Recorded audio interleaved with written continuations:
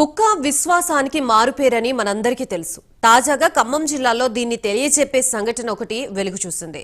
ముజ్జుగూడెం గ్రామానికి చెందిన బొడ్డు ఆనందరావు కొన్ని సంవత్సరాల క్రితం మరణించారు. ఆనందరావు వర్ధంతి సందర్భంగా ఆయన సమాధి వద్దకి కుటుంబ సభ్యులతో కలిసి వారి పెంపుడు కుక్క కూడా వెళ్లింది. అక్కడ ఆనందరావుకి నివాళులర్పించారు. కుక్క కూడా కొద్దిసేపు అక్కడ కూర్చొని ఆయన సమాధి వైపు చూడడం అందరినీ కదిలించింది.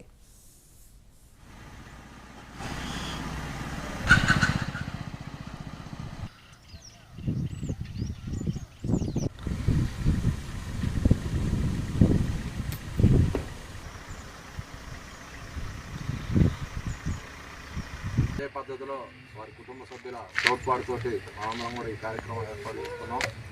ఆనందరావు మనకు భౌతికంగా లేకపోయినా వారి ఆశయాలను కానీ వారు ఆనాడు చేసినటువంటి కాలనీకైతే మన గ్రామంలోనైతే వార్డు మెంబర్గా ఉండేటువంటి చేసినటువంటి కృషిని గుర్తు చేసుకుంటూ ఈ కార్యక్రమాన్ని మనము ఉన్నంత కాలం